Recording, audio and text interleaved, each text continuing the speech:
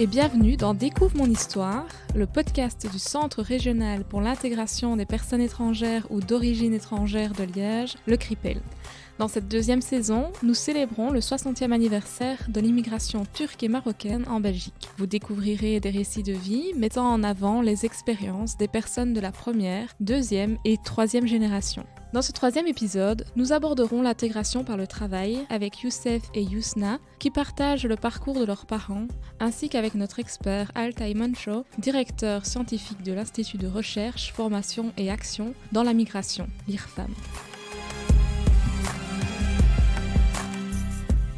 Je m'appelle Youssef, je suis fils de Mohamed Ben Mellouk Oubouker qui a immigré du Maroc en 1962. Moi, je m'appelle Yousna. Je suis la fille d'un mineur qui s'appelle Mehmet, qui est arrivé en 1965. Mon père avait connu un petit peu les mines d'Agrour. Je pense que c'est le nom des mines dans le nord du Maroc. Il a décidé de venir après avoir entendu l'histoire d'un mec qui faisait venir des mineurs en France. Il leur fallait 15 €. À l'époque, c'était une grosse somme. Il a fallu aller trouver l'imam de la mosquée qui leur a dit voilà, il va falloir que vous vendiez une bête.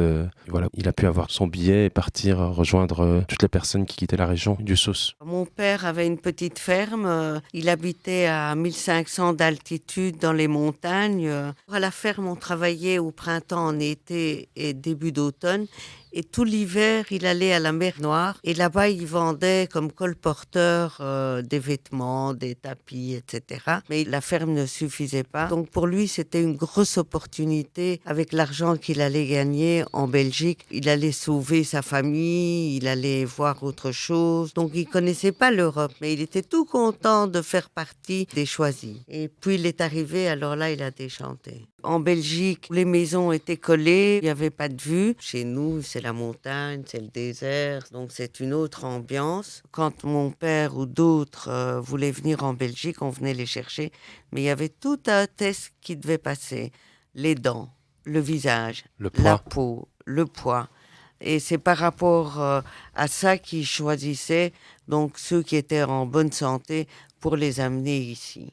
Ils ont pris le car de Taroudan, ils ont pris l'avion à Casablanca, ils sont arrivés à Paris. Et puis de Paris, ils ont pris le train jusqu'à Pas-de-Calais. Et là-bas, ils ont été divisés. Il était dans une usine où on faisait des sièges auto. Et s'il est allé dans les mines, c'est qu'il avait déjà ses potes qui y étaient. Et il voulait pas faire moins d'argent. Il avait déjà 4 enfants.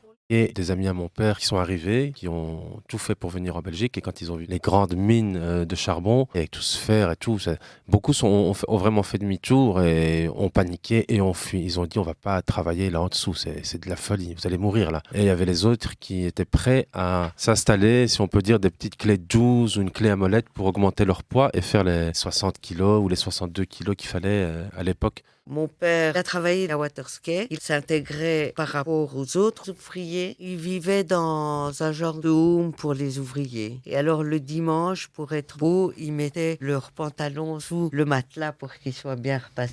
Donc il s'habillait proprement, il allait jouer aux cartes avec ses amis. Puis il a travaillé à Blény. J'ai été voir Blény. Je vous assure que c'est l'horreur de penser que son père a été là. Il se levait et ma mère lui faisait un steak. Elle lui préparait un repas. Mon père mangeait ça, il partait de suite avec le car de la mine. On venait le chercher à 5 heures, je pense, à Verviers. Puis il partait, il faisait noir. Quand il travaillait, il faisait noir. Et quand il rentrait, il faisait noir. Il avait ses tartines et il descendait à la mine et tout ce qu'il demandait, c'était quand est-ce que ça allait finir. Il y a beaucoup de similitudes avec Husna où c'était 5 heures du matin, le ciel était noir. Au retour, c'était la nuit. C'était, je pense, des journées de 12 heures. Comme mon père disait, il disait que c'était la descente qui était le moment où tu sais que tu descends pour un certain moment, tu n'es pas sûr de remonter. Il faut savoir que mon père est descendu jusqu'à moins 1400 mètres. Il a connu des coups de grisou qui ont été moins graves que ceux qui y sont restés. C'était pas simple de ressortir d'une journée de la mine. Je crois que c'était difficile à raconter aussi.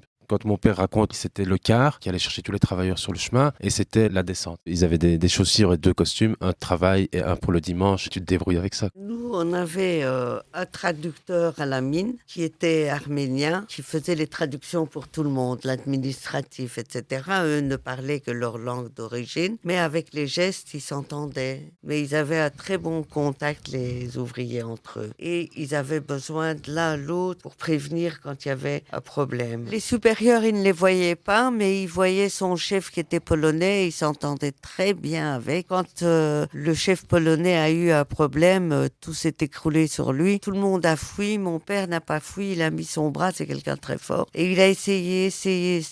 Puis il a dû lâcher et fuir. Et donc son ami est décédé. Et depuis, il n'a plus voulu travailler. Il a arrêté la mine, puis il a travaillé de suite à l'usine de margarine ou de beurre, je ne sais pas, à Eupen. Puis il a arrêté, il est revenu à la mine parce qu'il n'avait plus de travail. Et c'est là qu'il a été dans les derniers à arrêter, à Blény. Le travail, oui, c'était dur, mais comme Husna, mon père était aussi un homme costaud qui, à la bonne quarantaine, avait son presque 100 kilos à mon avis. Et il a toujours été travailleur des champs aussi ici parce qu'il avait ses jardins. Surtout qu'il a connu les mines au Maroc. Mon père, il est monté dans les mines du nord du Maroc. Il a fait quelques mois et c'était des mines, je crois qu'en termes de sécurité et prévention, on imagine mal dans les années 60 ce que ça devait être. Donc, il y en a beaucoup qui ont quitté le monde des mines pour rentrer dans le monde des usines. En voyant le risque, c'était mieux pour certains parce qu'on sait qu'il y a eu beaucoup de maladies pulmonaires. Mon père n'a pas été touché. Ce qui est dingue, c'est aussi les anecdotes du ramadan. Quand on lui dit le ramadan, c'est dur de jeûner et tout, il dit, et ma mère, elle dit, tu sais, ton père, il buvait du lait battu, il mangeait 2-3 dattes et il descendait. Je dis, on trouvait ça dingue, quoi. Je veux dire, mais mec, tu descendais 12 heures en été. C'est le sacro-saint qui donne la force, c'est tout ce que tu veux, mais... Et il travaillait pour nourrir 4 personnes qui voyaient 1 mois l'année. Donc, ouais, c'était super dur. Mon père, quand il avait ses 4 semaines de congé pendant l'été, il partait 4 semaines. C'était voir son épouse et puis repartir. Et ton père n'avait que 4 semaines de congé? Je pense qu'il n'en avait pas beaucoup plus. Chez nous, il y avait 2 mois. Ou peut-être que c'était tout l'été, que c'était juillet-août. Même, on va dire, la vie de ceux qui sont nés au Maroc n'a pas été simple, parce qu'ils sont arrivés, ils avaient déjà... Je veux dire, Mohamed est arrivé, il avait 9 ans, Abdellah est arrivé, il avait 6 ans, et il a toujours pensé qu'à la campagne, son oncle était son père. Donc quand mon père est arrivé en été, il disait, t'es pas mon père, c'est lui. J'ai rencontré mon père, j'avais 2 ans et demi. Moi aussi, comme toi, je croyais que c'était mon oncle, mon père, et on me disait, non, c'est ton oncle. Alors le jour où j'ai dû dire papa, j'ai couru dans tout le village en disant, j'ai trouvé un papa, il est blanc. Parce que les autres avaient travaillé au champ, ils étaient tous bruns foncés. Et mon père était blanc, pourquoi? Parce qu'il n'avait jamais vu le soleil. Ma mère l'avion en 71 depuis Agadir avec 3 enfants et enceinte de 7 mois apparemment. Elle arrive ici, et, on va dire directement dans des appartements pas chers du côté de Bruxelles. Et ça a duré les quelques années qui sont restées à Bruxelles quand mon père a décidé de quitter le monde de l'usine qui payait pas bien et d'aller dans le monde des mines qui payait beaucoup mieux. Après, c'est une des parties qui a été les plus difficiles pour eux puisqu'ils n'avaient pas, entre guillemets, un confort comme une petite maison ou un petit appartement, pouvoir s'installer et être tranquille avec leur famille. Et mon père disait, je gagnais à cette époque 17 000 francs belges. Certains jours, j'allais au travail sans avoir à manger. Ce qu'il y avait, je le réservais à votre mère. Heureusement, on a toujours compté sur la solidarité de la famille. Ma mère qui allait dormir chez d'autres personnes parce que c'était plus confortable en attendant que le confort s'améliore. Le choc, oui, il était là très très fort. Ma maman comptait les murs pour trouver son chemin. Elle comptait son nombre de pas pour savoir, puisque les numéros, elle ne les connaissait pas, c'était impossible. Elle allait à la boucherie et elle mimait les animaux pour avoir la viande qu'elle voulait et pour tous les autres produits. C'était assez compliqué et oui, il y avait ce climat assez compliqué au début. Ma mère a une super anecdote, elle arrive 9 ans après mon père, elle est enceinte d'un de mes grands frères, chez le gynécologue, elle voit une femme avec des bas collants et elle dit à mon père, pauvre femme, elle a les jambes moitié noires, moitié blanches. Mon père lui dit non, c'est des bas, ma mère ne le croit pas, non, elle est malade. Et elle va jusqu'à toucher la jambe de la femme. Il faut savoir que moi, ma mère, en étant dépressive, mon père n'a rien raconté, ni à elle, ni à nous. On ne sait pas bien son expérience, on ne voit que notre expérience, il n'en parle toujours pas. C'est comme si c'était un tabou, son métier. J'ai dû aller visiter Blény et lui poser des questions. Mais je pense que dans la mine, on se tait et il a pris ce pli. Quand je lui dis que j'ai été visiter le bois du Casier à Charleroi et que je lui ai montré quelques photos avec les vêtements accrochés, il me dit ouais, c'était comme ça, mais après il y a eu des accidents ou alors même des collègues, ça c'est des anecdotes de son vécu où il dit qu'un collègue avait essayé de l'écraser avec un chariot, ils s'en sont venus aux mains. On a toujours l'impression que son papa était un bisounours et qu'il a eu une vie simple, puis on se dit mais non, mais que c'était pas simple du tout, quoi. Moi j'ai connu mon père, il était prépensionné, donc j'ai pas vu, on va dire, les années compliquées que les grands ont vues, donc c'est beaucoup plus simple pour moi. Mon père c'est pas un grand raconteur moteur et ce qu'on a réussi à en tirer sur les 10 dernières années, c'est déjà, je pense, dingue. Mais il y a une anecdote comme ça avec mon père me disait, et une fois à la mine, j'ai eu un accident, une de ces cicatrices qu'il a sur le tibia, et le médecin du travail de la mine lui dit, t'as rien du tout, après-demain, tu viens, quoi. Et mon père est allé voir un autre médecin qui lui a dit, non, là, t'as une bonne période de revalidation, tranquille, pars au Maroc, je pense, et tout. Donc, il revient, il donne un certificat, et l'autre dit, pourquoi t'es allé voir un autre médecin? J'ai bien fait, je pense, mais avec ses supérieurs, c'était vraiment pas simple, quand on sent qu'il y avait vraiment la hiérarchie qui était au-dessus, et il y avait des Italiens, des Belges, je pense peut-être un petit peu, mais je n'ai pas l'impression qu'on avait tant que ça. Mais oui, des Belges, des Italiens, des Polonais, des Turcs. L'ambiance des mineurs, mis à part l'histoire de l'Algérien qui avait essayé d'écraser mon père avec un chariot de mine. Je pense qu'il y avait une bonne ambiance et voilà, que ça se passait plutôt bien. Mais bon, c'est clair que c'était pas facile. Mon père s'est intégré donc par rapport aux ouvriers, alors que nous, après 2 ans, on s'est intégré par rapport aux étudiants belges. Il n'y avait pas beaucoup d'étrangers.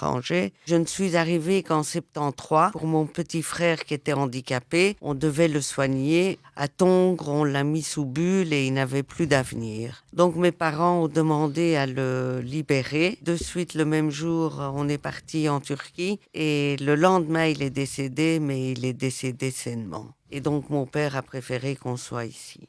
Au départ, donc ma mère, elle était venue dans l'optique que c'était provisoire. Mon père se disait, je vais mettre de côté et je vais partir définitivement. Il ne l'a pas fait parce qu'il y a eu le drame de Maraş, qui est la ville où j'habite, avec les conflits gauche-droite. Ils ont été malheureux parce que leur désir, c'était de retourner après quelques années. Ils voulaient le faire, mais c'est la politique qui les a empêchés. Donc, ils ne voulaient pas que ces enfants soient dans ces bagarres, qu'ils prennent une position sur la droite ou la gauche. Il nous a un peu protégés. C'était difficile pour ma mère qui était dépressive. Donc nous, on a vécu par les problèmes de ma mère qui n'était pas présente. Et elle ne s'intégrait pas, surtout parce qu'elle n'avait pas d'amis. Mon père avait des amis qui venaient à la maison, mais elle n'avait pas d'amis. Elle a fait une dépression profonde jusqu'à ce que les réfugiés viennent, où là, il y avait des Kurdes. Et donc là, elle a commencé à s'intégrer. Et donc, ma mère qui cultivait, ça n'allait pas. Et puis un jour, j'en ai parlé, j'ai étudié chez les sœurs. Et j'en ai parlé, j'ai pleuré, j'ai dit, ma mère, elle est comme ça. Alors la sœur m'a dit, ça va, qu'elle vienne dans le parc de l'école et qu'elle s'occupe des rosiers. Alors là, elle a été très heureuse. Elle pouvait toucher la terre et elle voyait qu'elle était valorisée. C'est là que ça a été mieux dans sa dépression. Et avec la télévision, elle a appris le français. Par rapport à ça, ma mère a eu une amie qu'elle a encore maintenant, qui l'a aidée, entre guillemets, à trouver des facilités dans la vie de tous les jours, à faire les supermarchés ou les marchés ou acheter des fringues. Et justement, ma mère avait des copines à Bruxelles. Les femmes de cette époque-là, elles s'habillaient beaucoup à l'européenne, et les longues jupes en coton ou en velours, etc. etc. Quand mon père travaillait et que c'était pas toujours très simple, apparemment, comme je le lisais tout à l'heure, ma mère a dit, bah écoute, je vais faire comme mes copines marocaines, je vais aller travailler. Et ça, mon père, il a pas voulu. Il s'est dit, ouais, là, elles amènent ma femme vers le monde du travail, il faut pas. Il lui a dit, on quitte Bruxelles. Et c'est pour ça que mon père a quitté Bruxelles. C'est une des raisons, je veux dire, il y avait les mines dans la région liégeoise et à Waterskei, Oui. etc. Donc, ça se trouve, nos pères ont travaillé ensemble dans les mêmes mines. Il a 87 ans aujourd'hui, donc peut-être... Il a 90 ans passé, mon père, et grâce au ciel, il est toujours en vie. Comme tout immigré, issu de cette immigration-là, tous pensaient qu'ils allaient retourner au Maroc. Il faut savoir que jusque la fin quasi des années 80, même le début des années 90, les enfants qui allaient à l'université avaient 2 bourses. On avait la bourse du Maroc et la bourse de la Belgique. Le Maroc poussait à ce qu'une réimmigration dans l'autre sens se fasse, et ce qui n'a jamais été le cas. Mes frères ne voulaient pas partir, et ceux qui l'ont fait l'ont regretté. Ils ont vu leur enfant rater le train de leur éducation scolaire, et ça a été le cas de quasi tous ceux qui ont fait l'aller-retour. Mais en termes d'éducation, mon père n'était pas dans le délire faites des hautes études. Absolument pas. Et c'est fou parce que le plus grand Mohamed a fait la philo et est, à mon avis, dans les premiers Marocains d'origine à faire la philosophie ici à l'université de Liège. Pourtant, mon père s'était fait électricité ou soudure ou mécanique. Il a été chercher l'opposé ultime avec le plus grand qui, entre guillemets, donnait le fil à suivre au suivant. Il y a un écart de 3 ans entre chaque membre de la famille. On est 9 enfants. J'ai été baignée aussi de ce côté côté qui n'a rien à voir avec l'ouvrier mineur. Mon père ne savait pas s'occuper de l'administratif. Il avait appris les lettres et les chiffres à l'armée parce qu'Atatürk avait instauré ça. Il adorait l'écriture et les chiffres alors que les chiffres, c'était les chiffres arabes avant. Et il avait appris à l'école ces chiffres-là, enfin en formation. Et puis il a dû apprendre les chiffres romains. Que ma mère était complètement analphabète, mais elle a une mémoire incroyable. On nous transmettait des choses. Je me souviens, mon père a été le premier à ramener des livres pour qu'on fasse une bibliothèque à Verviers pour les enfants, mais c'était à leurs frais. Il a été derrière au point de vue scolarité, philosophie, etc. Il nous a jamais interdit quoi que ce soit. Il avait pris de Belgique et de Turquie une éducation qu'il voulait nous transmettre. Et ça, je trouve, c'est merveilleux. En termes d'intégration, il y a eu une intégration par les regroupements familiaux, on va dire. Savoir que mon père, quand il allait à la mine à Genk, ils y allaient avec ses amis collègues et de ses amis collègues. C'est des familles, on va dire, qu'on connaît encore. Leurs enfants ont grandi avec nous. Ils ont fait 10 ans à Waterski. Et puis après, quand j'étais petit, ce que je voyais beaucoup, c'est mon père qui saluait des vieux monsieur. Pour moi, c'est déjà des vieux monsieur dans la rue. Et je disais, c'est qui ce type? Il me disait, c'est des collègues de la mine. Et il disait pas des collègues, il disait camarades, camarades, camarades. Et puis il y a eu le voisinage, les histoires avec René et Paulette. On sent qu'il y a eu deux mondes qui se sont rencontrés, qui ne se connaissaient absolument pas. Et René, je pense que c'était pas le pote à mon père quand on est arrivé dans le quartier de Saint-Nicolas à rue Ciseleux. Mais il faut savoir qu'après, René est devenu un des meilleurs amis à mon père. Paulette amenait des gaufres, nous on donnait du couscous. Ses enfants, on s'entendait, je vais pas dire à merveille, mais je veux dire, on était vraiment de très bons voisins et on se respectait. Mais je suis sûr que ça n'a pas été simple du tout. On est venu et avec le recul, on se dit, mais maison sociale, isolation, mauvaise qualité. Et quand on découvre, après les nouveaux voisins qui ont remplacé René et Paulette, on se dit, même nous, quand on vivait là, et qu'on était beaucoup dans la maison, et que l'autre écoutait Bob, l'autre écoutait Durail, l'autre écoutait The Cure ou de Smith ou je sais pas quoi, on se dit, mais c'était invivable pour les voisins. Et ça devait pas être simple, quoi. Cette intégration, c'était pas des villas à 4 façades, c'est des maisons sociales, etc. Donc, moi, je pense que l'intégration, elle a été, on va dire, réussie par une partie de chance, parce qu'il suffit d'être pas être dans le bon quartier. Au début, on était à Sainte-Marguerite, puis on est allé vers Saint-Nicolas dans des anciennes maisons de mine et après les maisons sociales. Mais c'était en pensant, on va pas rester. De manière, dans quelques années, je serai prépensionné, on partira, mais tes enfants étaient quasi déjà majeurs, etc. Et c'était impossible, quoi. La mine s'est arrêtée à Blény. Il est monté pour la dernière fois à l'ascenseur et là, il a dit, bon voilà, maintenant je suis libre. Il parlait plus, il voyageait, il nous emmenait en Turquie, etc. Il faisait d'autres choses avec nous qu'on n'avait jamais fait. Il voulait faire son rêve du début, donc construire là-bas, aller pour toujours. Mais ils ont attrapé un confort ici. Donc ils vont là-bas en Turquie, 4 mois en été. Et pendant l'hiver, il vient voir ses petits-enfants, ses enfants. Mais ils adorent cette vie, cette vue. Il adore la ferme, il adore les montagnes. Et quand il va là-bas, il est heureux et il ne pense pas à ce qu'il a passé. Mais maintenant, c'est très dur parce qu'il a perdu tous les mineurs. De maladies ou d'autres. Grâce au ciel, mon père n'est pas malade de la mine, mais on garde des séquelles. En tout cas, ses amis ont gardé de vraies séquelles. Mon père, il était actif à la mine pendant près de 19-20 ans, donc il a eu une longue carrière à la mine. Et après ça, il était dans ses occupations de la mosquée de Glun. Et voilà, quoi, il est dans les fondateurs de cette mosquée, une des premières mosquées, je pense, de Liège. Quand il a arrêté la mine et qu'il a été prépensionné, il s'est mis à travailler dans les champs. Et comme, à mon avis, beaucoup de mineurs sur Saint-Nicolas récupéraient un terrain où il n'y avait pas de baraque et il faisait 40 kilos d'oignons en été. Je veux dire, quand j'étais petit, il me disait, allez, c'est la récolte. Il le faisait tout seul, il avait sa petite cabane avec son matos. Il a toujours travaillé à fond. Et je crois que c'est la plus grande fierté, c'est avoir construit au Maroc une maison en ville et une petite maison à la campagne. Il a planté ses arganiers, il est content, il a son puits, mais ça demande de l'entretien. Donc des fois, il veut que le cousin tel aille s'occuper des arbres. Et la grande histoire, c'est quand mon père revient au Maroc, à la campagne, quand nous on y allait. Voilà, il y a cette imagination, ton père est parti, nous on est resté, nous on a des besoins, ton père a un puits dans sa maison, on a besoin de la clé de son jardin pour avoir accès au puits. Après, c'est vrai, c'est des campagnes arides où il y a de l'eau qui est arrivée il n'y a pas si longtemps à cause d'un tremblement de terre, donc un mal pour un bien, mais c'est compliqué parce qu'il y a une réussite d'un côté, tu viens avec une auto, voilà, c'était le début du capitalisme et de la réussite sociale européenne qui a vendu du rêve. Je me rappelle, tous les gosses couraient après la voiture comme dans les films ou avec les villages africains. Il y a des anecdotes que mon père a vécues que les gens de sa famille au Maroc n'ont jamais connues. Limite, on est aux States, quoi. Il n'y a pas de différence entre les States et l'Europe. Pour eux, c'est une autre planète. Je n'imagine même pas à cette époque-là ce que c'était. Ils sont blindés en Belgique. ils ont la belle vie, donc leurs terres, on peut les prendre. Une grande partie des familles marocaines qui ont immigré ont eu des relations après avec leur famille au Maroc qui ont été compliquées en termes d'héritage, de terres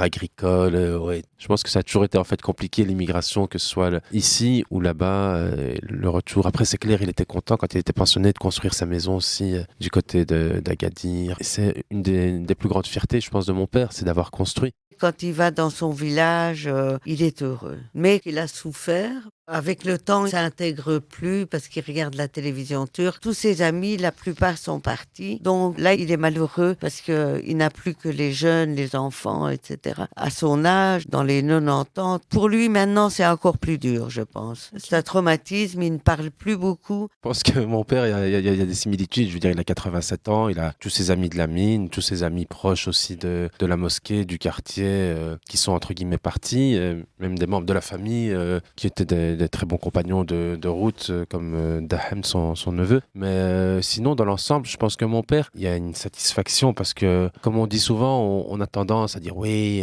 ça a été compliqué, mais mec, s'il n'était pas venu, on aurait au maximum eu une petite hanut, comme on dit, une petite épicerie. Et encore, tu vois, avoir une épicerie, il faut déjà avoir pas mal de moyens pour... non, je sais pas, on serait peut-être devenus des bergers, on aurait peut-être essayé d'immigrer dans les premières villes voisines, on aurait eu un métier, je veux dire, qui nous aurait pas permis d'aller très loin en termes de réussite sociale. Je crois que là-dessus, c'est clair qu'il est satisfait d'avoir vu ses enfants réussir des choses impossibles à la base, de faire ça si tu grandis là où on était. Il y a eu plein de choses tristes, dramatiques, vécues, compliquées. Quand on est neuf, c'est clair que tous ne vont pas avoir une intégration aussi simple, une réussite scolaire aussi simple et tout. Mais je pense que dans l'ensemble, là où on était, c'était le Moyen Atlas, il n'y avait rien. Donc je suis sûr qu'il ne regrette pas, quasi sûr à 100%.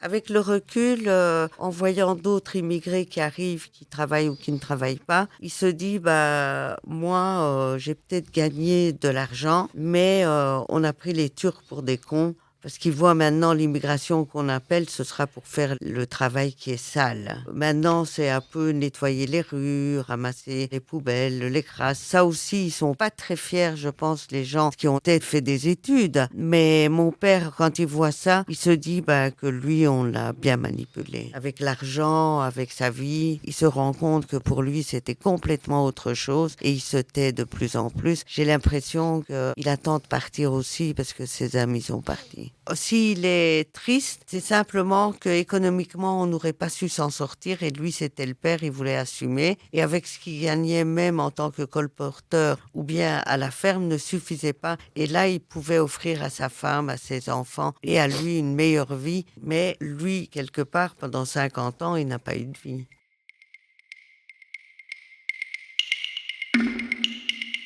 Bonjour, Altay Mancho, vous êtes directeur scientifique de l'Institut de recherche, formation et action dans la migration l'IRFAM.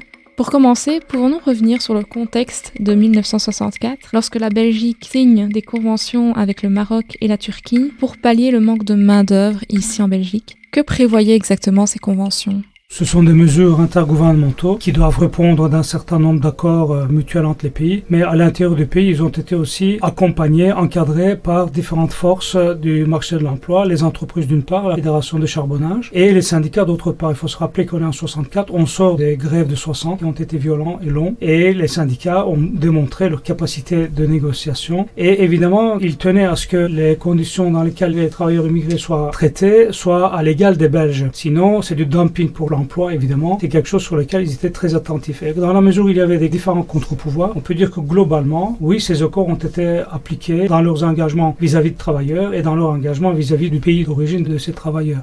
Quelles étaient leurs conditions de travail exactement ? Imaginez-vous, ce sont des personnes souvent issues de la ruralité, avec peu d'expérience urbaine ou industrielle. Ils arrivent dans un pays complètement différent et ils ne restent pas encore sur le sol, ils vont dans le sous-sol de ce pays, ce qui est encore différent. Une mine, c'est quand même épique comme condition de travail. C'est évidemment pas évident et on comprend pourquoi ces emplois ne trouvaient pas de preneurs. Et donc il a fallu absolument faire venir des travailleurs de l'étranger. Mais il n'y avait pas que la mine, il y avait aussi la construction, notamment la construction routière et infrastructurelle. Il y avait aussi la sidérurgie, qui sont également des postes pénibles. Comment se passait leur intégration en Belgique ?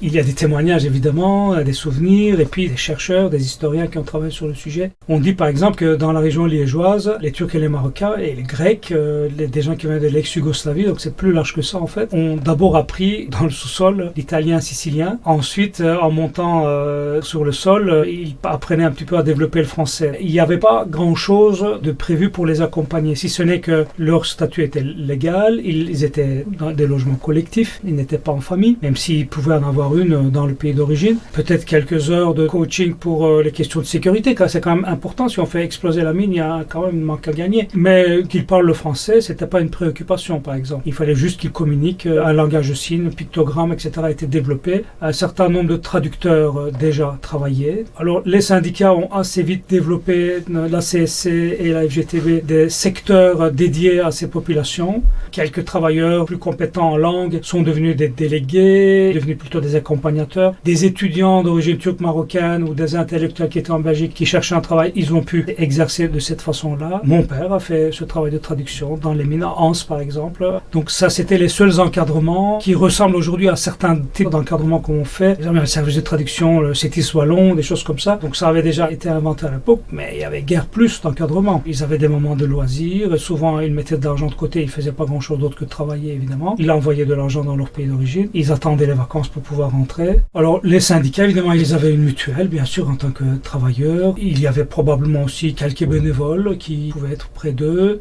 Il y avait des services de santé au travail. Ils étaient surveillés. Un peu avant eux, à la fin des années 50, il y a eu des épidémies de maladies, la maladie du charbon chez les mineurs italiens. Et ils vieillissaient, ils ont commencé à attraper des cancers et toutes sortes de dysfonctionnements au niveau pulmonaire. Donc, tout ça a été étudié. Donc, des publications ont eu lieu, des luttes ont eu lieu. Et finalement, les mineurs, même avant même que les immigrés turcs et marocains arrivent, ont obtenu la possibilité de faire valoir la notion de maladie professionnelle. Donc à partir de là, on a pu trouver d'autres types de maladies professionnelles, pas seulement ceux qui concernaient les mineurs. Les acteurs de santé publique ont aidé ces populations à être protégées d'une part, mais aussi à peut-être pouvoir arrêter leur travail avant. C'était le genre d'accueil. Il y avait des centres, on a les centres régionaux d'intégration. Le rang 7, c'était les services provinciaux d'accueil et d'intégration. Le dernier SPIA, celui de Liège, a fermé et on a ouvert le CRIPEL. Aujourd'hui, le CRIPEL, c'est 44 personnes et il y avait donc des services dédiés pour étudier un peu les questions spécifiques. Évidemment, la population était moins importante et surtout non familiale. Les problèmes étaient un peu monocordes, des problèmes de travailleurs, des hommes célibataires, avec les maladies qu'on connaît ou les questions de santé qu'on connaît, les accidents de travail, etc. Des questions d'assurance et autres. Puis les choses ont commencé à être diversifiées. Forcément, ces personnes qui travaillaient, prenaient de l'aisance, rencontraient du monde, on commence à imaginer que leur famille pouvait vivre aussi en Belgique. Et donc, on a pu inviter les épouses à s'installer en Belgique pour une question démographique, évidemment. Parce que si les familles sont réunies, les enfants vont paraître et ils vont être scolarisés en Belgique. Et donc, les travailleurs qui vont alors reprendre le flambeau des mains de leur père. Ça, c'était l'idée démographique où il y avait un vieillissement de la population exactement comme aujourd'hui. Et l'immigration apparaissait comme une solution. En 1974, la Belgique arrête l'immigration de travail. Que va-t-il advenir des personnes turques et marocaines qui ont immigré ici en Belgique? Qu'est-ce qui se passe? On vit la crise pétrolière. On commence à remarquer que dépenser de l'énergie sous forme de pétrole est plus rentable, moins cher que sous forme de charbon. Donc petit à petit, les charbonnages commencent à fermer. Un des derniers charbonnages à fermer en Wallonie, c'est celui de Chorat par exemple. Et puis les derniers ont fermé dans les années 80. Et là, on constate que quand les mines ferment, 60 à 75% des travailleurs sont d'origine étrangère, turque ou marocaine. Petit à petit, les mines vont donc être délaissées. Où vont aller tous ces travailleurs? Les Turcs se sont spécialisés dans ces régions périphériques. Les Marocains ont eu une réimmigration vers Bruxelles, où ils constituent une population très importante aujourd'hui, et pour s'employer dans des grands chantiers, les tunnels, le chemin de fer, les autoroutes urbaines et les bâtiments européens, par exemple. On n'a pas fermé les mines comme ça du jour au lendemain, évidemment. Parfois, on les a maintenues artificiellement pour différentes questions, notamment sociales. Et quand le travail manquait quelque part, les gens partaient petit à petit et on voyait effectivement les populations de travailleurs diminuer dans ce secteur. Mais tout ça n'a pas pu être prévenu. Par exemple, il y avait dans les écoles secondaires professionnelles des sections mineures. Donc les enfants des mineurs suivaient ces sections-là pour pouvoir les remplacer. Alors on avait un peu technologisé et donc il y avait de quoi former les jeunes. On les préparait vers un avenir de mineurs. Mais quand les mines ont été fermées, non seulement les pères ont été au chômage, mais les jeunes ont été diplômés sans objet en fait. Là, on est à la fin des années 70. C'est une crise importante pour les familles immigrées qui arrivent ici, qui se trouvent sans objet. Alors bien sûr, ils ont les mêmes droits que les Belges. Donc Donc ils accèdent à l'assurance chômage qui commence à fonctionner juste à ce moment-là. Donc il n'y avait pas besoin avant. On les a inventés à l'occasion de cette crise qui ne touchait pas que les immigrés. Tout le secteur insertion à l'emploi, intégration sociale, éducation permanente. Ce qui concerne l'histoire de l'immigration dans une région comme Liège n'est pas sans lien avec ce qui se passe au niveau mondial. Par exemple, la crise du pétrole qui était une guerre israélo-palestinienne en fait, qui a fait que les pays arabes ont fermé les vannes en soutien aux Palestiniens et ce qui a causé des journées sans voiture et ça a laissé des traces. Mais c'était aussi évocateur des premières salves de mondialisation de l'industrie. On a commencé à comprendre que si certaines choses coûtaient cher à fabriquer ici, on pouvait les faire fabriquer ailleurs pour moins cher. Et ça, c'est le début de la mondialisation. Les entreprises se sont alignées jusqu'à désindustrialiser complètement la Wallonie et en envoyant toute cette manufacture, tout ce qu'on pouvait délocaliser vers la Chine, par exemple, ou d'autres pays. Ça faisait que toute une classe, des milliers et des milliers de familles qui ont été importées pour s'incorporer dans la classe ouvrière belge ont été dépourvues d'avenir professionnel. À ce moment-là, les quartiers dédiés aux mineurs et gérés par les industries minières perdent aussi leur utilité. Je vais vous donner un exemple. La localité de Chorat, c'est une mine. Le patron était le père de tous ses ouvriers. Il devait leur donner un logement. Tout ça comptait comme des salaires différés, en fait. La mine ferme, l'entreprise est en liquidation et ses avoirs, notamment immobiliers, où vivent des gens, les anciens travailleurs, sont revendus vers des sociétés de logements sociaux, des communes où ça se situe.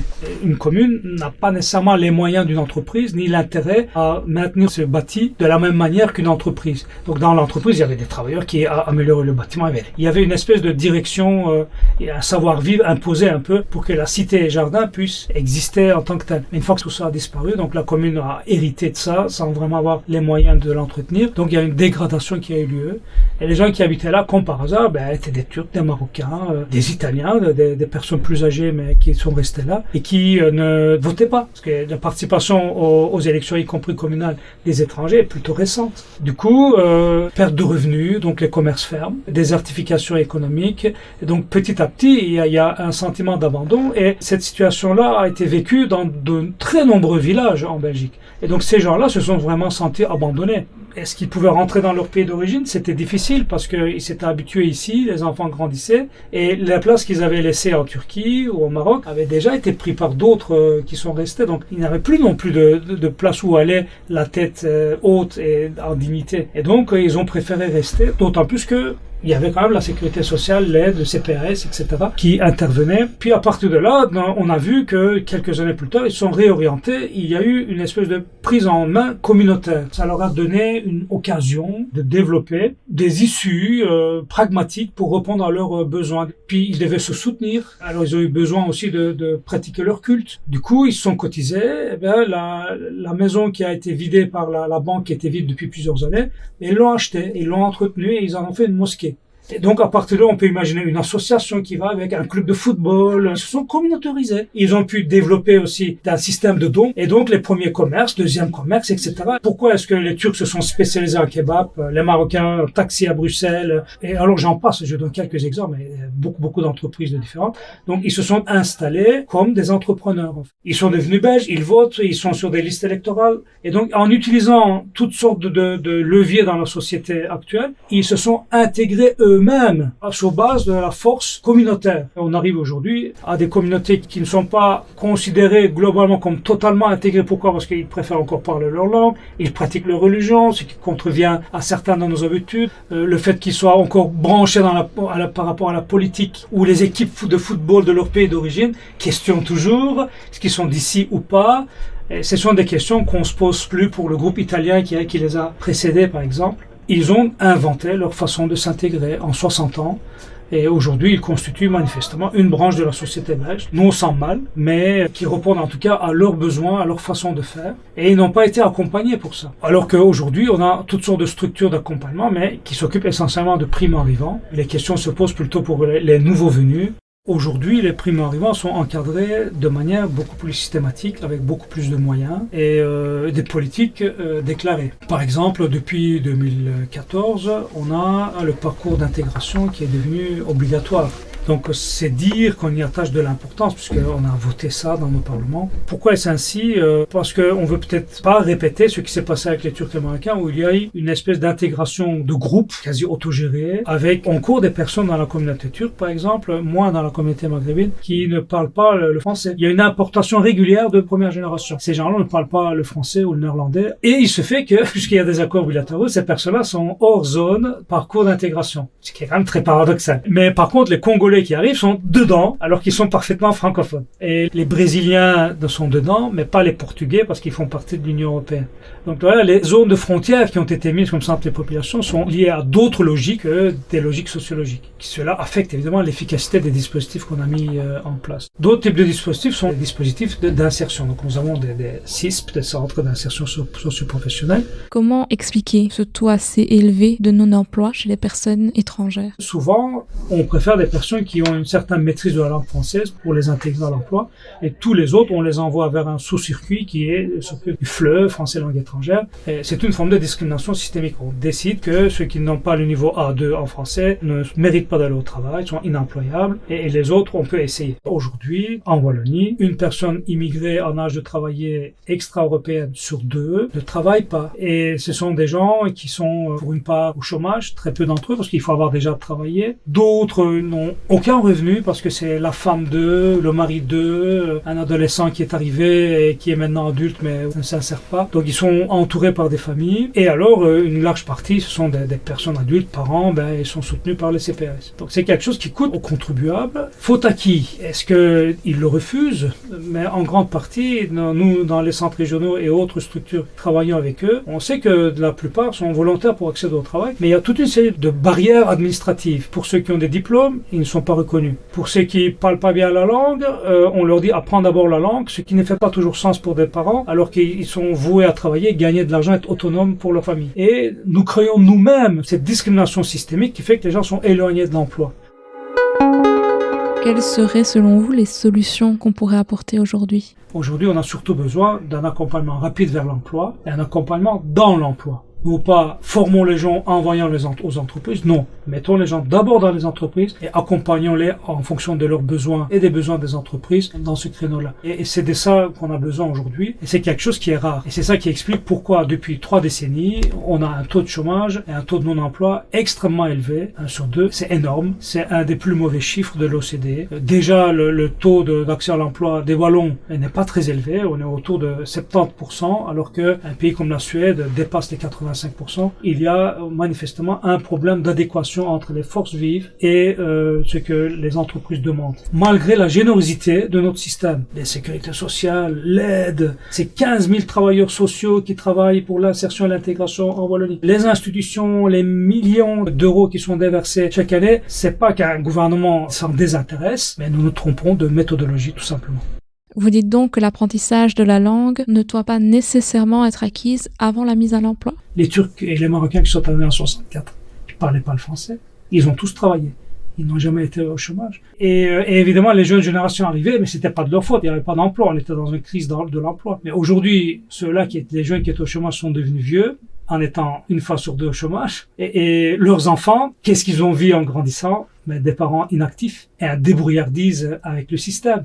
Et aujourd'hui, alors qu'il y a des emplois, ils ne sont pas nécessairement intéressés. Par ailleurs, quand on est au chômage, une famille avec des allocations familiales et d'autres aides accompagnants, on peut arrondir vers 2 000 euros. Et quand vous sortez un adulte de cette famille, vous lui dites, fini le CPS, tu vas aller travailler, quoi faire? Nettoyer l'hôpital. Très bien. Je vais gagner combien? 1 800 euros. Vous faites quoi? Nous avons créé des pièges à l'emploi. Évidemment, personne ne va gagner moins d'argent pour faire plus d'efforts. Et donc, il faut qu'on change quelque chose. Je ne dis pas qu'il faut nécessairement diminuer l'aide sociale. C'est pas ça l'objet. Mais il faut valoriser les emplois de base, les emplois moins qualifiés, dans lesquels ces personnes peuvent entrer, les valoriser de manière durable, pas avec un bonus de 500 euros si je m'inscris en formation c'est de la rigolade. Quelque chose de mensuel, oui, 500 euros mensuellement, ça vaut la peine. Et à ce moment-là, les gens vont réfléchir davantage. C'est un faux calcul de la part des travailleurs, parce que cette aide sociale est mathématiquement intenable, à un moment donné, ça va s'arrêter. Il vaut mieux préparer et d'avoir de la résilience. Mais d'un autre côté, quand on travaille, on n'a pas que de l'argent. On a aussi un milieu, on a une identité, on a d'autres opportunités qui s'ouvrent à soi,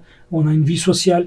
Donc c'est évidemment beaucoup plus important. Mais des personnes qui vivent au jour le jour, c'est difficile de faire entendre ce langage. Mais il faut que les entreprises aussi mettent de leur sien et de comprendre qu'il faut valoriser les emplois de base qui aujourd'hui sont, paraît-il, essentiels. Qu'en est-il justement du rôle des entreprises dans cette insertion ou non des personnes migrantes ? Vous parlez souvent dans vos ouvrages d'une discrimination systémique à l'emploi. La discrimination systémique est un mot tiroir qui englobe tous les diplômes non reconnus. Si vous ne parlez pas français en Europe, les femmes avec enfants, on ne les oriente pas vers l'emploi parce qu'on sait bien que le foulard, tout ça, ça fait partie de la discrimination systémique. Tous visent des populations, souvent issues de l'immigration, déjà paupérisées, en vulnérabilité sociale et on ne les aide pas. Et on considère que l'emploi doit être la cerise qui vient couronner le gâteau, alors que l'emploi est peut-être au cœur du gâteau. Et qu'une fois qu'on met les gens à l'emploi, avec un accompagnement évidemment, et une valorisation, c'est peut-être le début d'une solution. Celui qui a des problèmes de logement, il ne va pas en avoir plus avec des fiches de paye tous les mois. Celui qui a des problèmes de français, il ne va pas parler moins bien le français en travaillant avec des Belges dont la langue d'usage est le français tous les jours. Et celui qui a des problèmes de mobilité, il va pouvoir s'organiser en ayant un peu plus de moyens économiques. Et effectivement, celui qui travaille va pouvoir donner une autre image aussi à ses enfants. C'est un autre héritage culturel qu'il va pouvoir léguer.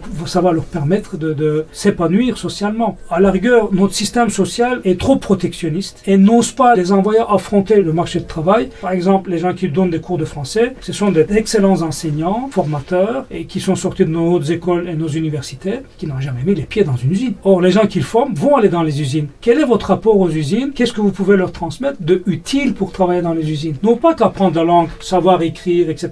n'est pas intéressante, mais c'est pas l'urgence. Les entreprises devraient donc revoir complètement leur façon de recruter? Bien entendu, le marché de l'emploi hérite aussi d'habitus, de décennies depuis les années 70, où quand il y avait besoin d'employer une personne, des centaines arrivaient. Quand c'est comme ça, l'employeur devient l'enfant gâté et commence à chercher le mouton à cinq pattes. Et cette habitude continue aujourd'hui. Il suffit de regarder les offres d'emploi, même pour des emplois pas trop attrayants.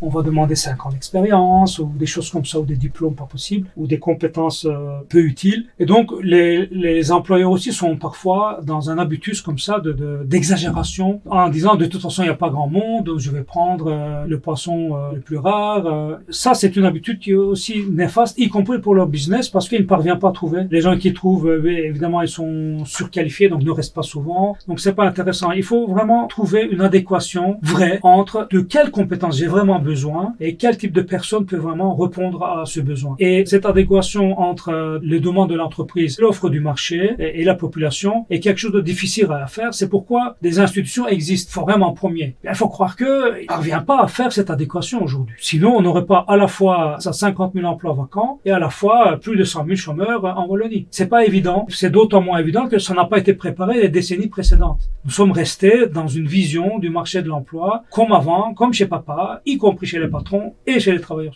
Aujourd'hui, oui, il y a des emplois, pas nécessairement les plus qualifiés, mais il y a aussi de l'aide sociale fort heureusement développée. Nous sommes dans un pays généreux, on ne va pas s'en plaindre, mais donc il faut valoriser ces emplois. Ensuite, oublier que il ne faut pas nécessairement former les gens avant de les envoyer, mais il faut les envoyer et les former pendant. D'ailleurs, les entreprises disent, laissez-nous la formation. Donc, souvent, ils ont des process très spécifiques, des outils particuliers, et aucun centre de formation ne peut disposer de la diversité de l'existant sur le marché de l'emploi. Laissons les entreprises le faire. D'ailleurs, elles ont compris. Beaucoup d'entreprises créent aujourd'hui des académies. On est en train de privatiser l'insertion. C'est du social 2.0. Ils le font moins cher, plus vite pour leurs besoins que des institutions publiques ou officielles. Il faut parler avec les entreprises. Ça, c'est quelque chose qu'on fait très rarement aussi. Passer de ce concept de formation initiale à formation continuée. Il y a des outils. Il y a des fonds intersectoriels de formation professionnelle que les entreprises financent. Ils sont sous-utilisés. C'est une source de financement qui ne vient pas de l'État, qui vient des entreprises. C'est à l'entreprise de financer l'insertion des travailleurs, puisque les travailleurs vont créer des richesses pour l'entreprise. Pourquoi, moi, contribuable, je devrais financer alors que je ne suis pas bénéficiaire des bénéfices de cette entreprise? Donc,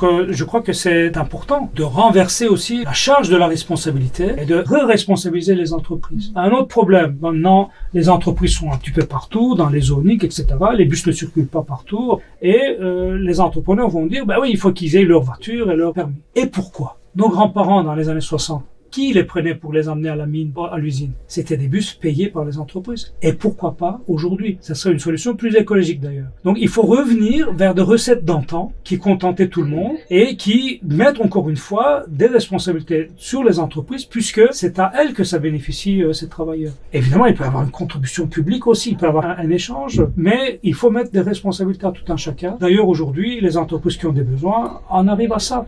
Elles organisent de covoiturage par rapport à des gens qui n'ont pas de voiture et qui ne peuvent pas accéder, aménagent des horaires particuliers, ils réfléchissent. Pourquoi elles le font? Sont-ils devenus plus sociaux du coup? Mais non, leur intérêt en dépend. Ne pas avoir un travailleur, ça va coûter de l'argent à terme. On va perdre des clients. Donc les GRH deviennent beaucoup plus ingénieux, beaucoup plus créatifs aujourd'hui, par besoin. Et ça va aller en se renforçant, puisque notre population de travailleurs ne va pas rajeunir. Et des départs à la pension vont aller bon train. On va avoir de plus en plus de pénuries et l'immigration va redevenir une solution. Et donc, comme dans les années 60, on va refaire des coopérations avec des pays pour faire immigrer des gens.